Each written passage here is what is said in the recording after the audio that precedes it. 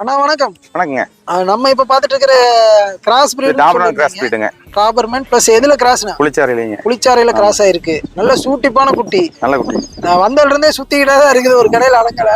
எத்தனை நாளான குட்டினா இது? இது 40 நாள் இருக்குங்க. 40 நாள். மேலா ஃபீமேலுங்களா? இது மேலுங்க.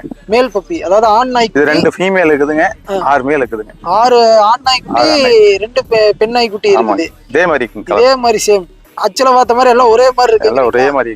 சரி, இது வந்து என்ன ரேட்னா வருது? இது 2500 வருதுங்க ஃபைனல். ஃபைனல் 2500.